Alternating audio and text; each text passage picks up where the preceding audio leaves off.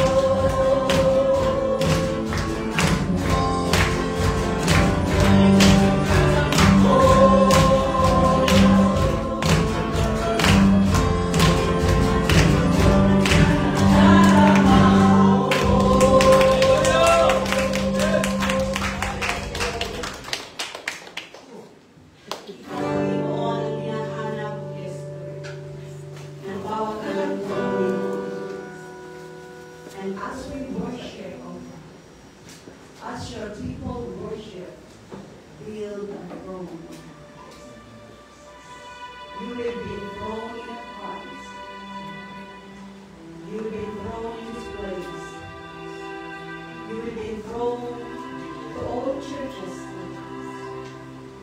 who are worshiping you right now, seeking your face, O God. Make me, Father, this is the hour, O God, that all your people who are gathered anywhere, O God, everywhere, ay makita nila, Panginoon, ang iyong lahat. As your people, unite their hearts, as we unite our hearts to worship you and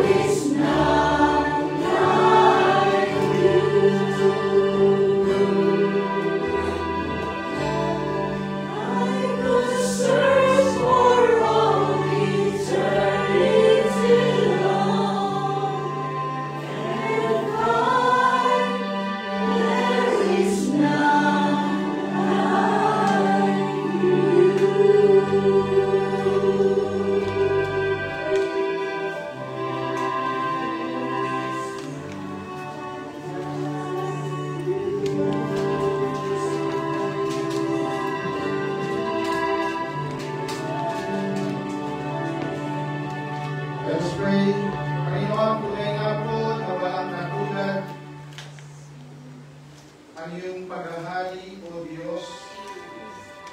Sa iyo, Panginoon, kami po'y lumalapit, sumasamba. Sa iyo po kami, Panginoon, ay dumudulog, O Diyos. Linisin niyo nga po kami ng banal na dugo ni Jesus. Kami nga po'y patawarin, Panginoon, sa lahat ng aming pagkakasala. Gawin niyong marapat, Panginoon, kaming humarap maglingkod sa iyo. Panginoon, sa iyo po ay dinadalangin namin, O Diyos, ang aming bayan. Dalangin namin, Panginoon, ang kapayapaan, O Diyos, ang katwiran. Dinadalangin namin ang mga namumuno, O Diyos. Nabigyan niyo po ng katalinuhan galing sa iyo. Takot at pagmamahal sa bayan, O Diyos. Dinadalangin namin, Panginoon, ang mga bagay na nangyayari sa aming bansa, Pilipinas, na ang iyong pong mapagpalang kamay ang siya pong dumako. Ang justisya, Panginoon, ay maghari, O Diyos. Inihiling namin, Panginoon, ang pagkakaunawaan, Panginoon, ng aming mga kababayan. Sa gitna, Panginoon, ng maraming bagay na nangyayari, kami magtitiwala na kayo pa rin ang hari, O Diyos. Pinagkakatiwala namin ang bansang Taiwan kung saan kami ay naghahanap buhay at nanitirahan. Dalangin namin na ingatan nito ang kalayaan ng bayan na ito, ng Ebanghelyo, O Diyos, ay maipahayag sa lahat ng dami. Na iyo nga pong pagpalain ang bawat gawain, Panginoon, kung saan si Jesus ay pinapangalan. Idinadalangin namin, Panginoon, ang mga nangyayaring sigalo at tigmaan, Panginoon, sa Eastern Europe, sa Middle East, O Lord, at sa iba pang parte ng mundo, O Diyos. Dalangin namin, O Diyos, na maghari ang kapayapaan. Umiral ang pagkakasundo, Panginoon. Dinadalangin namin, Panginoon, itong area na ito, ang East Asia. Panginoon, sa mga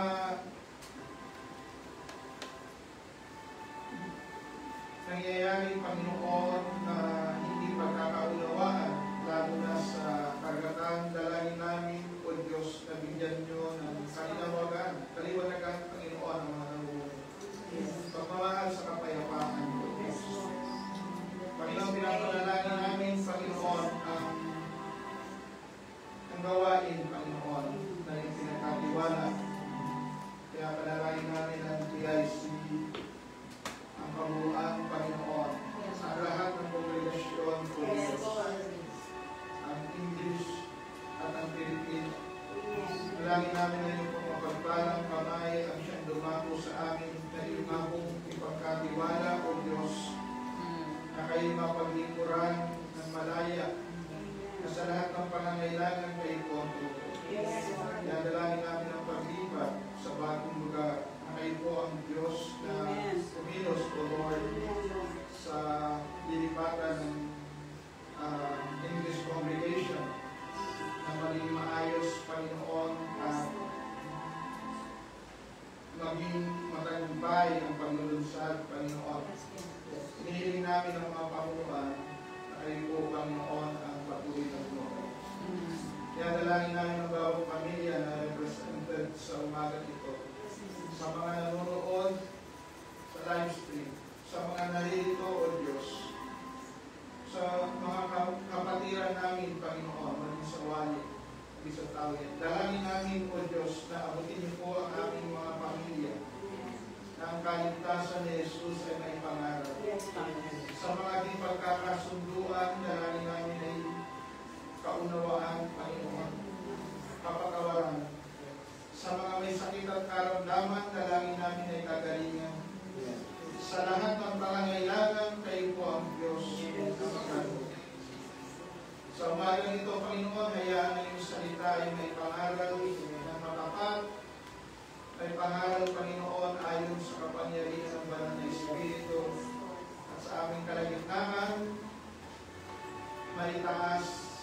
Kristo Jesus. Amen. Anumang balakid o Diyos, kayo po ang mag-alis, Panginoon. Sa iyo po pinagkakatiwala ang lahat sa mga pangyari ng pangalan ni Jesus. Amen. Amen.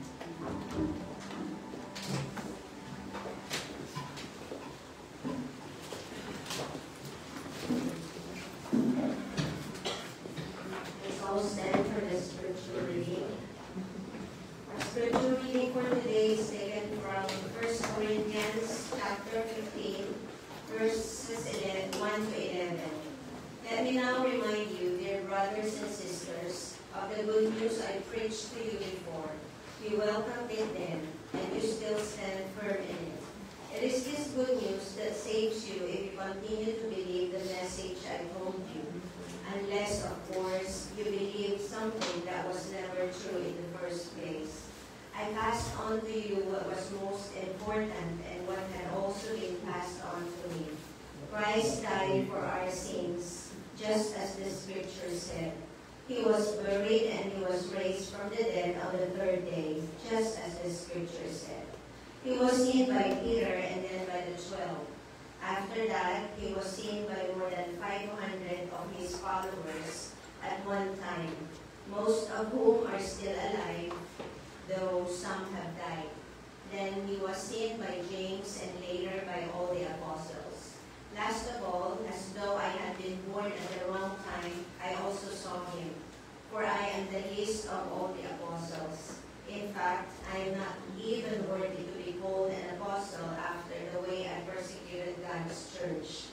But whatever I am now, it is all because God poured out his special favor on me, and not without results. For I have worked harder than any of the other apostles, yet it was not I, but God who was working through me by his grace.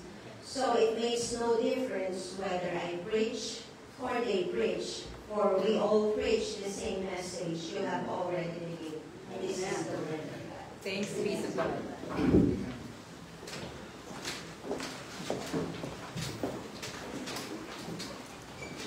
Magandang umaga po sa ating lahat. Good morning. Ako, sa mga kapatid na natulog ng winter at gumising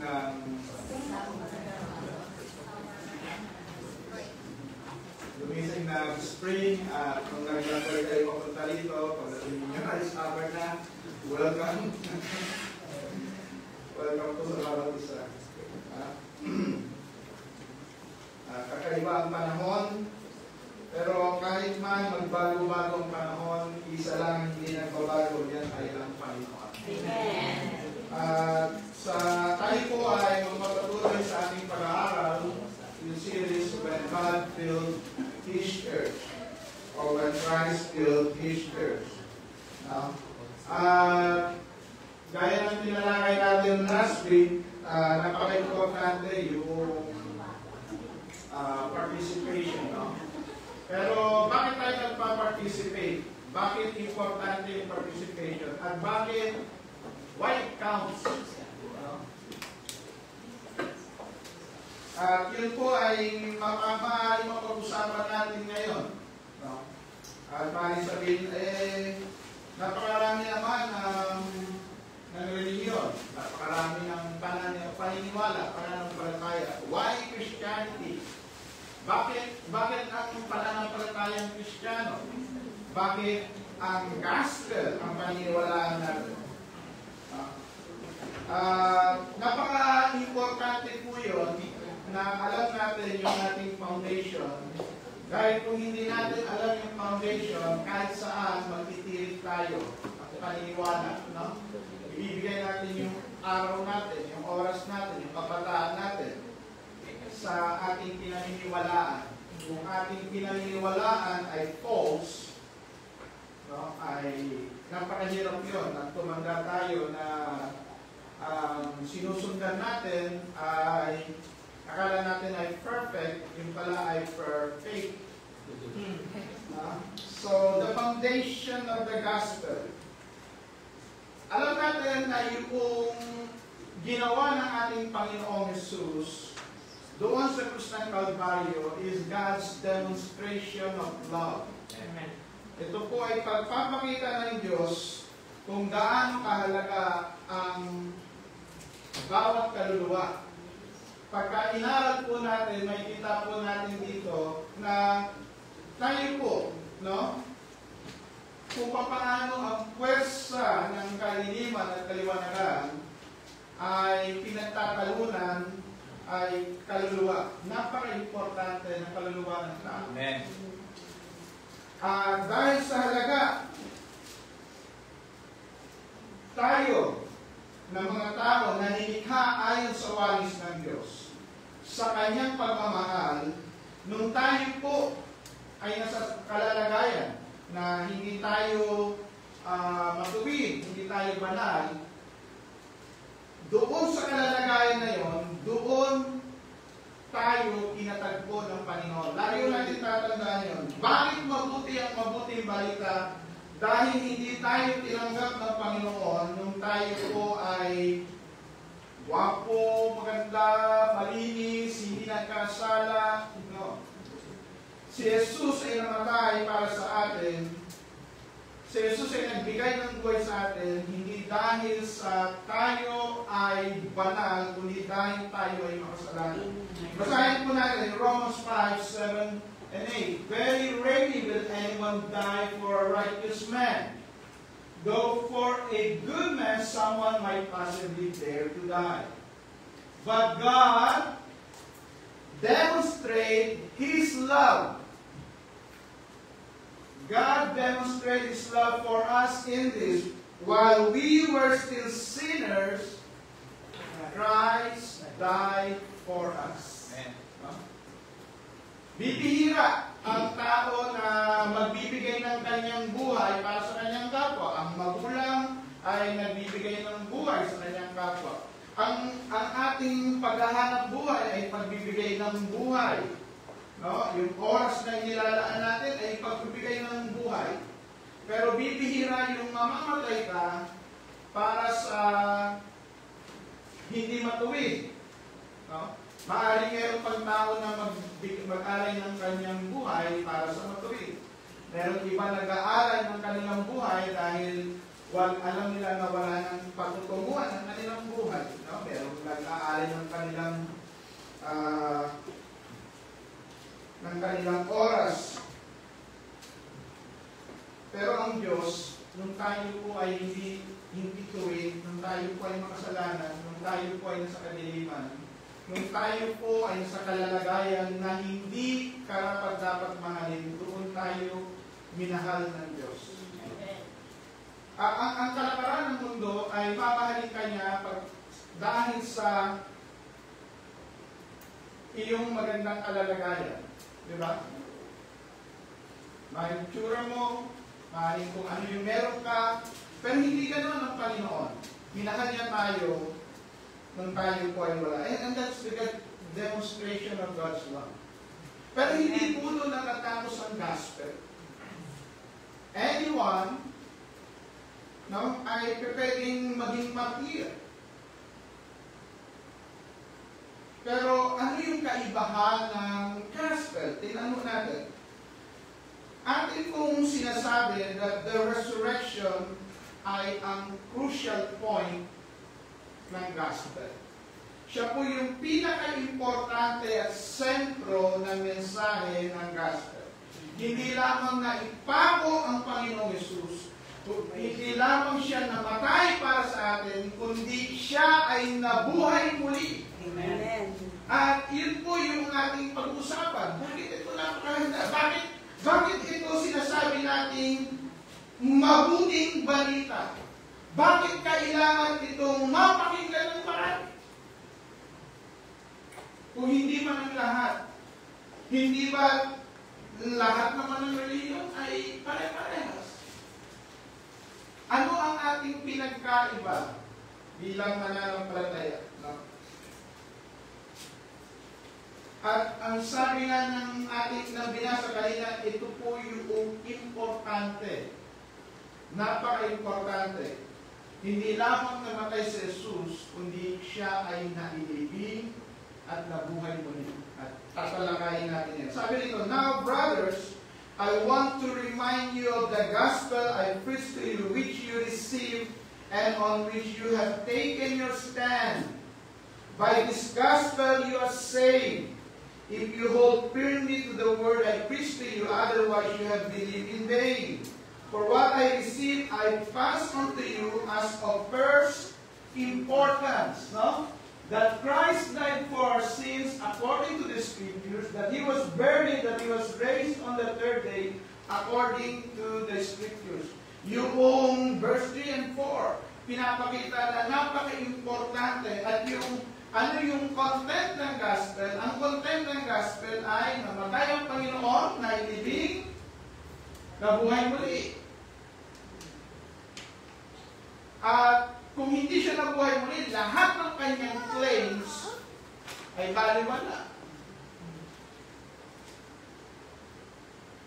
Tanging ang pinaglagyan lamang ng katawan ni Jesus Christ ang empty. Yung mga nagtatag ng iba't ibang reliyon, maaari pang ma-trace yung kanilang grave. But yung tomb ni Jesus Christ ay empty. Ngayon, maaari sabihin natin, Pastor, yan ay claim ng mga Kristiyano noon. Bakit natin masasabing yan ay totoo ngayon? No? Bakit natin masasabi? So, mayroong mga dahilan, historical facts. No? Pero tingnan mo natin doon sa talata sa Biblia. May mga witnesses sa pagkabuhay muli ni Kristo Jesus. Tingnan mo natin. No? Ang pangalawa, mayroon kasi mga witnesses. No? Ano yung mga witnesses? Sino-sino sila? Sabi doon sa Acts 1 verse 3, to this he also presented himself alive after his suffering by many convincing proofs, appearing to them over a period of 40 days and speaking of the things concerning the kingdom of God. Napaka-importante po yun, lalo na yung pagkasabi na for 40 days. Ibig sabihin yun, hindi lang sila nanaginip, hindi lamang sila nagkaroon ng false vision. Bakit? Jesus stayed for 40 days kasama yung mga alagad. At sino yung mga alagad na yon? Gaano pa sila katapang noong si Jesus ay hinuli? Noong si Jesus ay pinako sa krus? Hindi sila matapang. Nagtakbuhan nga sila di ba?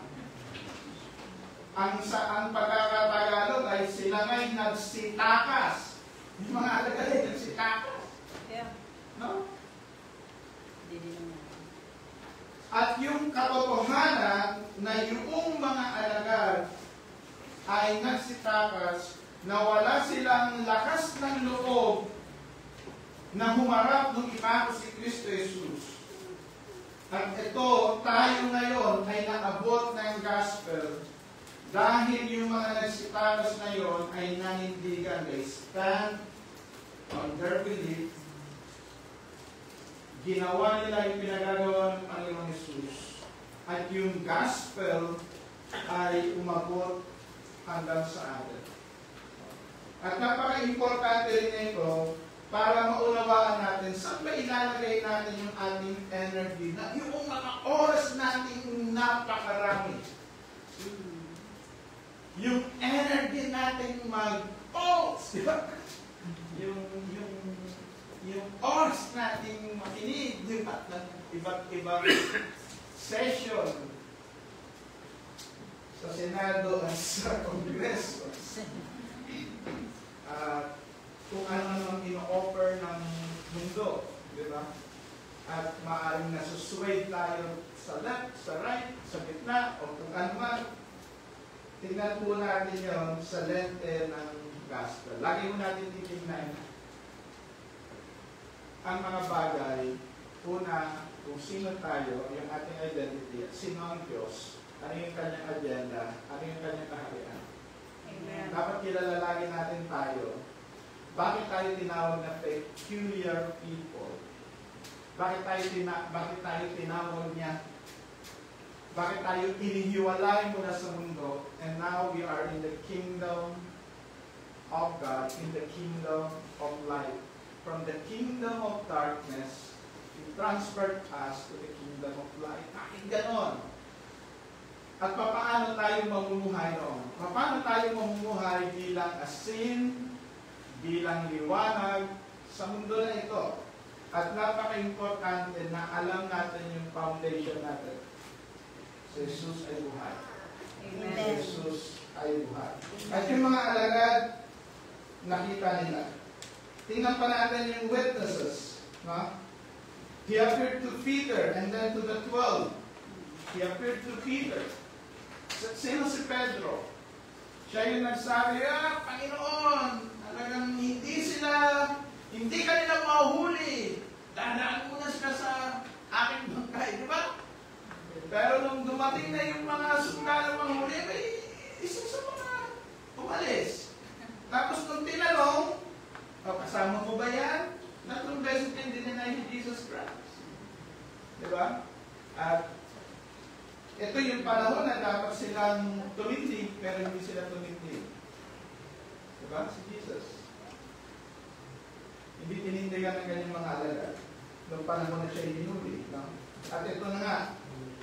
Kaya yung argumento na ninakaw ng mga alagad, yung kanyang katawan, o si Jesus ay hindi talaga namatay, o si Jesus ay hindi muling nabuhay, yung katotohanan na unang ginamit ng Diyos para ipahayag yung gospel ay yung si Pedro na nag-deny ng 3 times.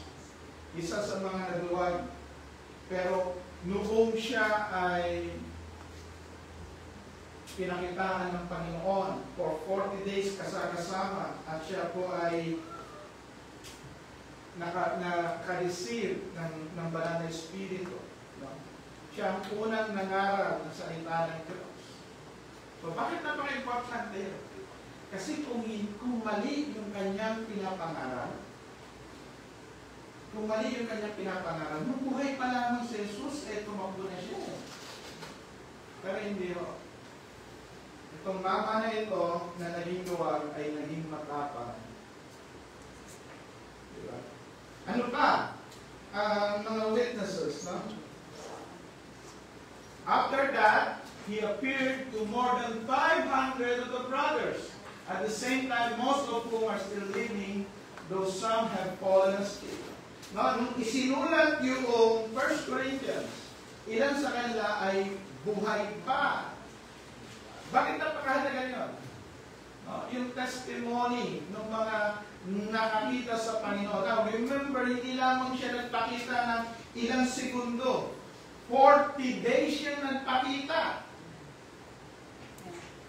40 days. Kaya hindi mo masasabi, naku, ano lang yun, nagkaroon. Mga ano kasi yun, nagutuman.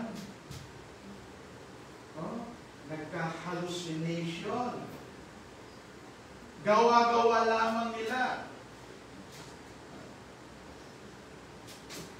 Gaano kahalaga yung katotohanan at yung katotohanan na nabuhay ng Panginoon? Napakahalaga nyo kasi kung hindi natin nauunawaan at hindi tayo nananalig na nabuhay ulit ang Panginoon, napakahirap tayuan ang pananampalatayang Kristiyano. Gaano kahirap patayuan ang pananampalatayang Kristiyano? Ano sabi ng Panginoon Jesus? Gusto mong sumunod sa akin? Anong gagawin mo? You deny yourself. Diba? Ang mundo, ang attraction niya, pagka lumapit ka sa anumang pananampalataya ay gaganda buhay. No? Pero ang Christianity ay you will deny yourself. You will serve God. You will give your time, talent, and treasure. Napakataas ng kanyang threshold. At lalo na yung panahon nila, no? Na ang kanilang pananampalataya ay katumbas ng kanilang buhay. So maraming witnesses. No? Sino pa yung witnesses doon sa resurrection? Alam niyo yung witnesses, si James, yung nagsulat ng Santiago. Yung nagsulat po ng Santiago, yung nagsulat ng Book of James, hindi po yun yung apostles, kundi yun ay kapatid ni Jesus Christ. Now, remember yung kapatid ni Jesus Christ, hindi naniniwala sa Kanya. Ang tawag ata doon ay hostile witness. No? Hindi naniniwala sa Kanya. Pero isa siya. Sabi dito sa John 7 verse 5, "For not even his brothers were believing in him." Hindi naniniwala si Judas, na brother ni Jesus. No? Yung Judas kasi, hindi na naman si Judas Iscariot yun. No? Hindi naniniwala si James. Pero ano nangyari kay James? Kailan siya naniwala? Naniwala siya nung ang Panginoong Yesus ay nabuhay mo. Kaya kung makikita niyo, pagka pinag-aralan natin yung Book of James, napaka-practical ng Book of James. Bakit? Sa lahat ng mga nagsulat, si James, yung nakasama si Jesus, hindi lamang for 3 years, kundi for 30 years. Siya yung nakasama kung paano ibuhay ng Panginoon yung tinatawag na pananampalataya na hindi siya nangangaral, hindi siya nagpapagaling, kundi paano siya maging kapatid, paano siya maging anak, paano siya maging trabahador. No? Kasi Jesus, kilala siya as carpenter, di ba? So si James yun. Yung kapatid na hindi naniniwala nung si Jesus ay nangangaral, naniwala siya pagkatapos mabuhay ni Jesus.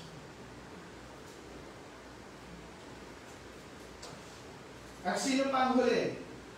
Sabi dito sa verse 8 and 9, "And last of all, he appeared to me also as to one abnormally born, for I am the least of the apostles and do not even deserve to be called an apostle, because I persecuted the church of God."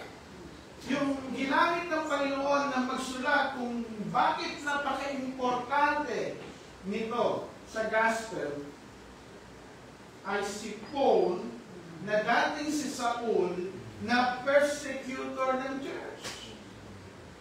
No? Kumbaga, ito yung yung kaibahan ng bagay na ito. Madali kasing magkasama-sama kayo kung kayo ay nakakasundo lang. Eh paano? Paano mo mapapaniwala yung tao na mula pa sa simula ay hindi naniniwala? Pangalawa, napakahusay sa salita ng Diyos sa Biblia. Pangatlo, sabi niya, ako ay Hudyo ng mga Hudyo. Pang-apat, blameless siya. Nasabi ni Paul, no? Blameless siya. Pagpatungkol sa Jewish law, blameless siya. Pharisees among Pharisees. Kaya nga po, sa kanyang paniniwala, hindi totoo ang Christianity, ay naglunsad siya, no? Nag-volunteer siya para hulihin yung mga Kristiyano, pinapaparatay. Isa siya po doon sa nakaupo at sumaksi sa unang martir, kay Stephen. Nakuha natin? Alam niyo po, minsan gano'n ang Panginoon. Minsan yung gagamitin niya, o minsan, o kadalasan pa nga, yung hindi mo inaakala. Kaya po mga kapatid, kung kayo nananalangin, at may pinananalangin kayo, at hanggang ngayon ay nagsasabi, kailan ba makakilala yun sa Panginoon? Kailan ba siya maliligtas? No? O sinasabi mo, naku, wala nang pag-asa yan, ganyan ang buhay niya. Yung buhay ni Paul ay pagpapakilala na sa Diyos walang imposible. Na yung pinakamatigas na puso, kaya niyang palambutin.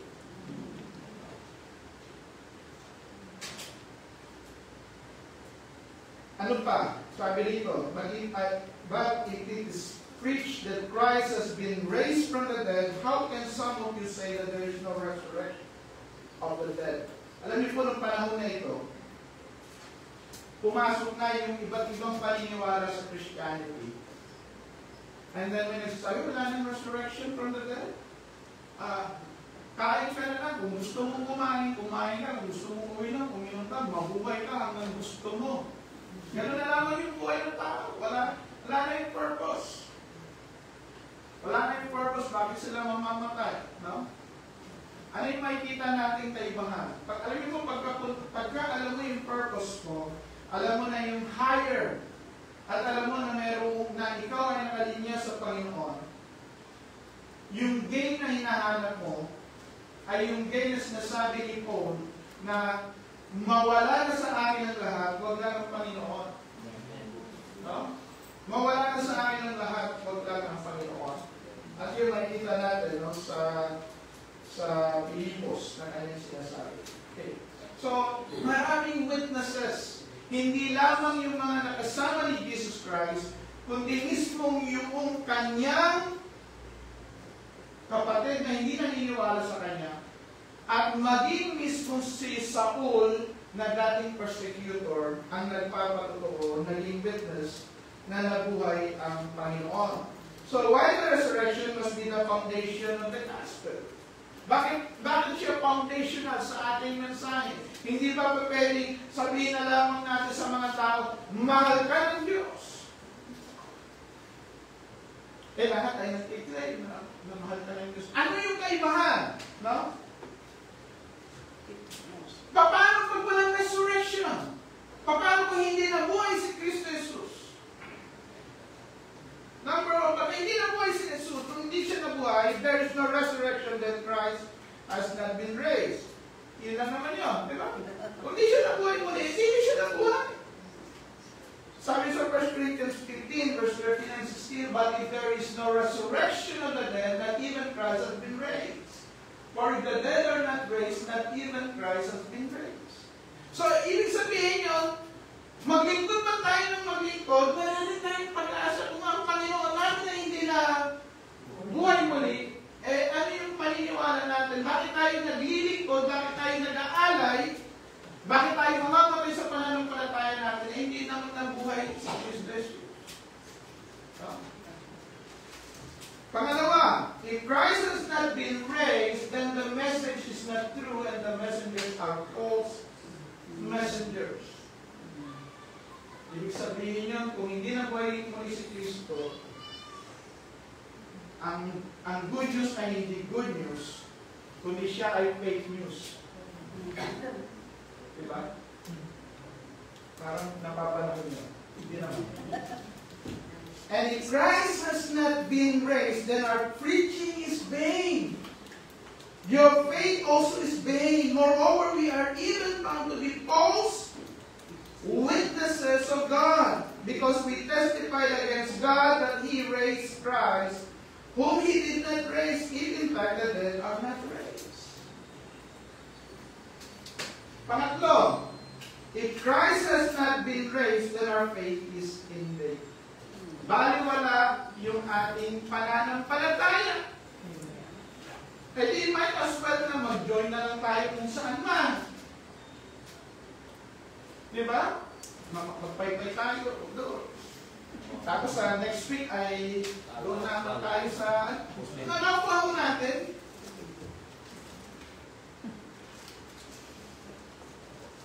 Bakit wala yung pananampalataya natin? Bakit natin ibibigay yung oras natin? Bakit ibibigay natin yung ating first day? Ano yung Sunday kasi hindi last day. Yung Sunday is our first. Sunday is the first day of the week. Hindi siya last. No? Nung ang Panginoon ay mag-resurrect, ang tawag na sa Sunday ay Lord's Day. Makikita natin yung sa Revelation 1. No? Makikita natin din sa pagbibigay nila, di ba? On the first day. Makikita rin natin yun sa Acts 20 on the first day. No? Kaya Sunday. So if Christ had not been raised, then our faith is in vain. No? Sabi noon, basahin ko muli, no? And if Christ has not been raised, then our preaching is vain, your faith also in vain, and if Christ has not been raised, your faith is worthless. Baliwala. Baliwala. No? Might as well na, mag-uwi ka na lang tayo. Mag-part-time na lang tayo. Worthless, di ba? Pero kung nabuhay si Kristo Jesus, lahat ng ginagawa natin para sa Panginoon, lahat ng yun, worth it. Amen. Lahat ng pagkakaloob, worth it. Amen. Lahat ng pananalangin, worth it. Lahat ng persecution, worth it. Tayo man ay pinagkatawanan, worth it. Bakit? Kasi alam natin kung nabuhay ang Panginoon, lahat ng kanyang pangako ay totoo, hindi niya tayo iiwan ni pababayaan, and He will see us through, even through the darkest valley of our life. At gaano mang kalilim yung ating pinagdaraanan, alam natin, sapagkat ang Panginoon mismo ay nailagay sa malilim na libingan. Alam natin na sa panahon na tayo ay parang wala nang pag-asa, nakalibing na sa problema ng buhay. Alam natin na hindi mapipigilan ng kadiliman ang kaliwanagan dahil ang Panginoon natin ay buhay. Amen. Diba? Kaya masasabi natin, o maawit natin, hindi ko na-awitin, sasabihin ko na lang. Because He lives, I can face tomorrow. Sasabihin ko na lang para hindi sumakit ang tenga niyo. Because He lives, I can face tomorrow. Hindi worthless ang ating pananampalataya. Amen. Pang-apat, if Christ has not been raised, we are still dead in our sins. Hindi pa tayo napatawad. Baliwala yung sacrifice.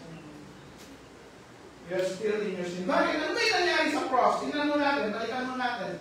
Sabi doon, for it is impossible for the blood of bulls and goats to take away sin. Kaya noong Old Testament, nagdadala sila ng bulls, nagdadala sila ng goats, para ano?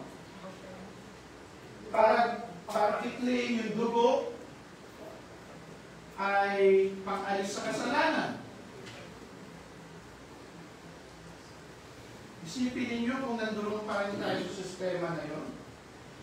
Hindi tayo pwede sa ganito. Pero bago pumunta sa church, no? Hindi yung bagang dala-dala mo, ang dala-dala mo. Mag-aalit, ay wala ako ngayon wala ngayon akong pera. Ang gagawin mo ngayon? Kalapati. Ngayon, kung naparaan ng kasalanan mo, dala-dala mo,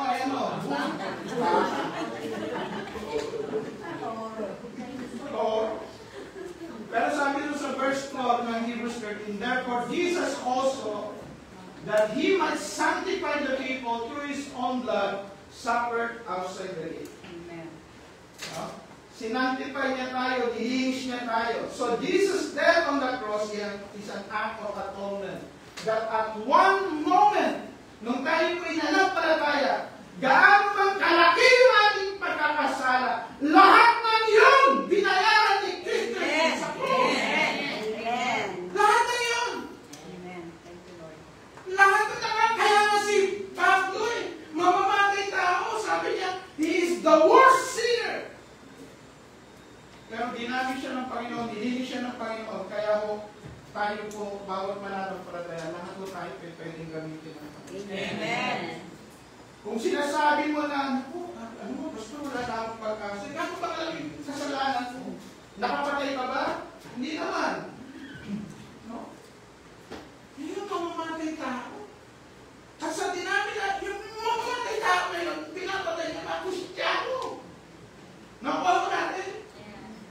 Pero, yung awa at biyaya ng Panginoon, binago siya. Binago siya. At ginawa siyang mensahero at mensahe. He made him messenger and a message. Messenger, tagapagpahayag, and himself is a message. Si Paul mismo na yung message.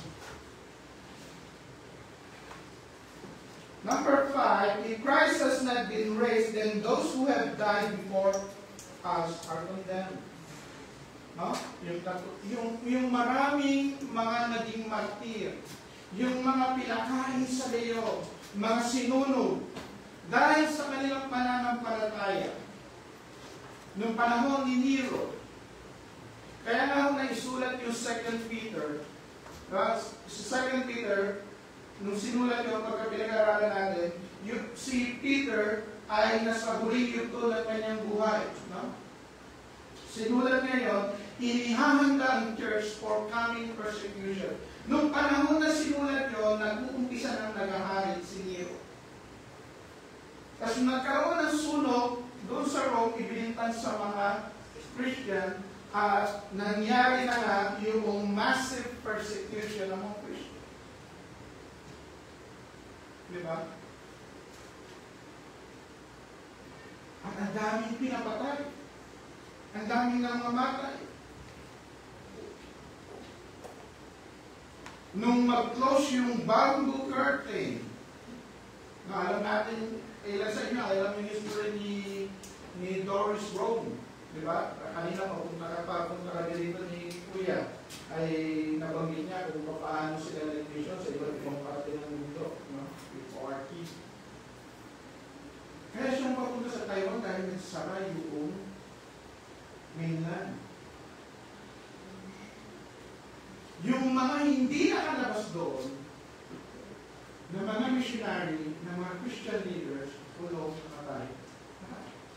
Bago nagkaroon ng revivals sa Korea, mga pastor, ang iba ay inilig ng buhay. Kung hindi nabuhay muli sa Jesus, lahat ng iyon, baliw. Pero nabuhay muli ang Panginoon. Nabuhay muli ang Panginoon. Kaya nga kung mga kapatid, bilang mananampalataya, dapat makita-halaman natin yung identity natin. Dahil kung hindi natin alam yung identity natin, at hindi natin alam yung victory ni Jesus Christ, no? Tayo po ang pinakakawawang tao. Alam, tayo bilang Pilipino ngayon, no? Ang dami, iba-ibang sikaw, iba-ibang post, diba? Pero alam nyo, nagpapakita yun na na yung hope ng tao, nasa tao. Pero tayo mananampalataya, ang pag-asa natin wala sa tao. No? Alam nyo, yung eleksyon, hanggang Mayo lang yun. Nasa tao. Kung yung pag-asa natin ay hanggang dito lamang, kawawa tayo.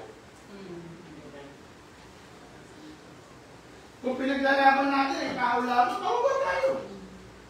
Dahil tayo na pinaglalaban natin, pagkatapos siguro ng isang taon, pinaglalaban natin, hiwalay na. Tapos ikaw, na nakipag-away mo sa kaibigan mo, hindi kayo magkabati. Minsan naman sila nagkabati. Noy, politika, di ba? Wala akong doon yung ating pag-asa. Amen. Ito po sabi sa verse 19 ng 1 Corinthians. If we have hope in Christ in this life only, we are of all men most defeated. Kung yung pag-asa raw natin sa buhay natin ay hanggang dito dito lamang. Pag-asa natin kay Kristo hanggang dito lamang. Wala na sa kinabukasan. Kailangan maawa tayo.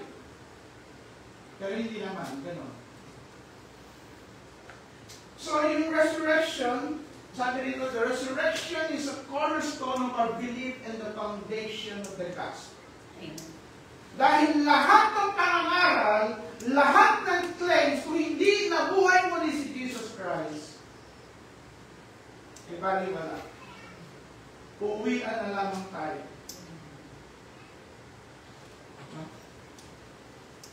Why? Kasi it represents victory over death and secures our hope for eternal life. Ang buhay po natin, hindi lamang hanggang dito sa lupa.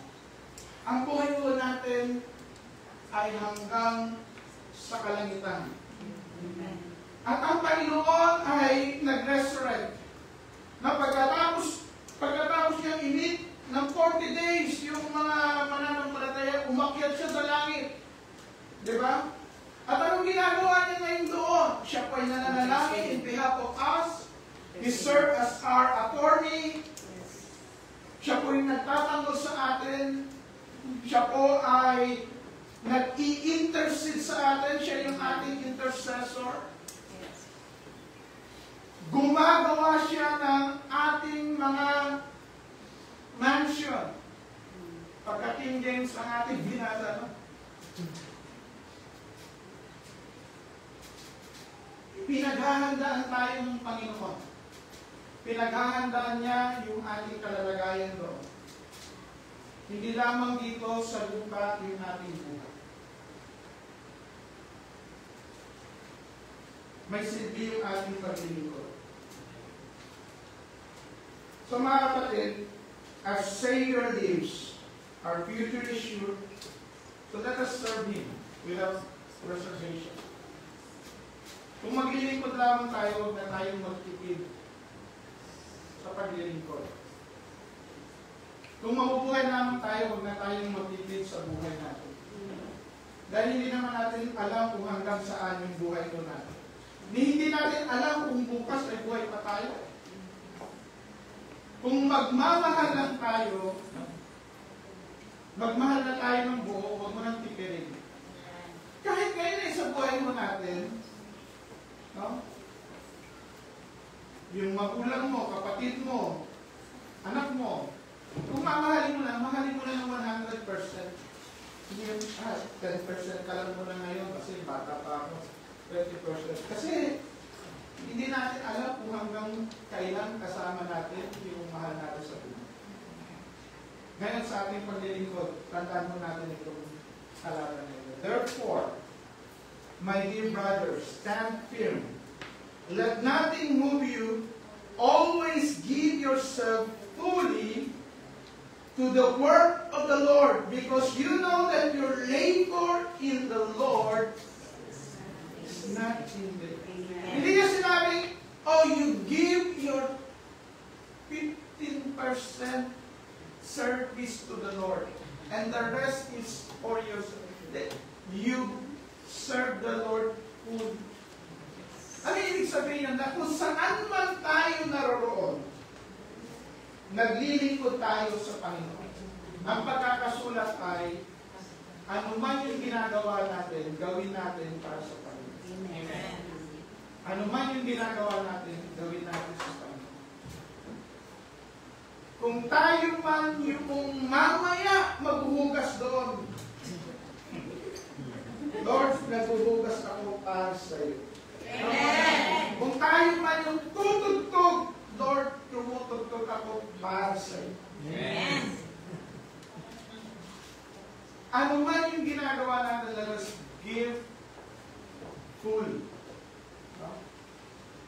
Give yourselves. Ano ang unang-una natin binibigay?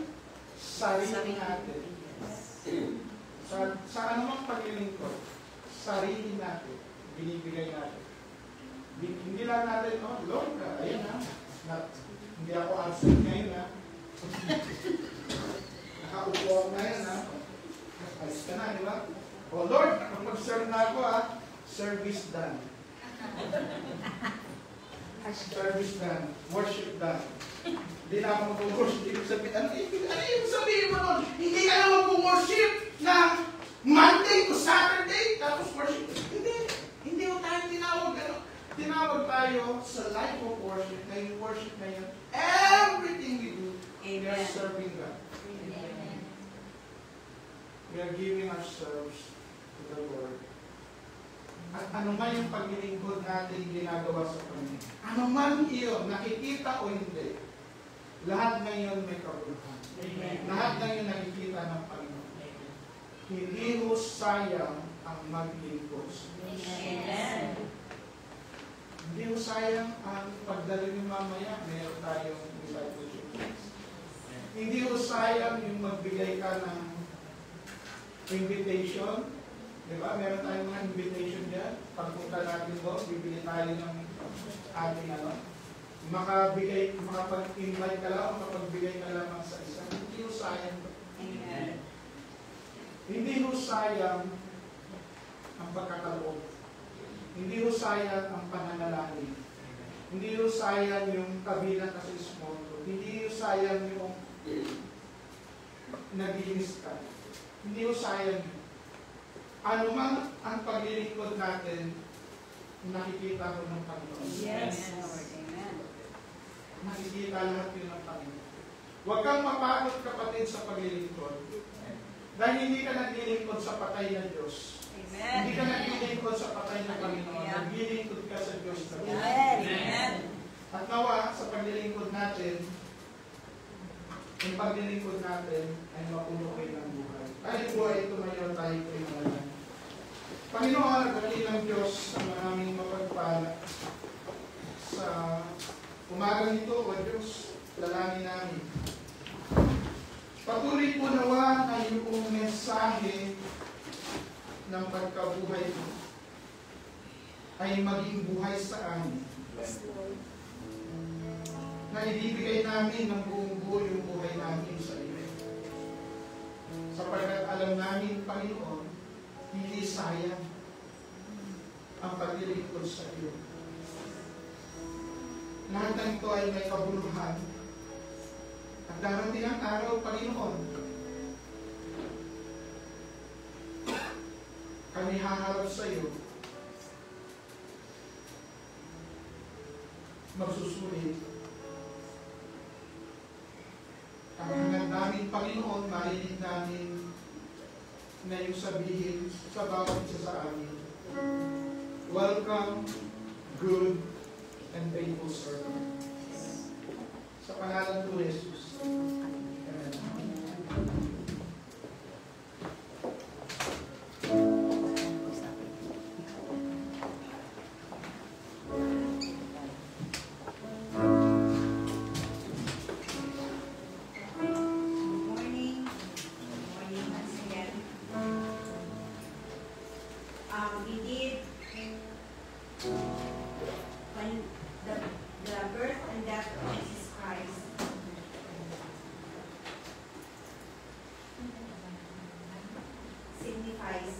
Or ibig sabihin na meron tayong hope sa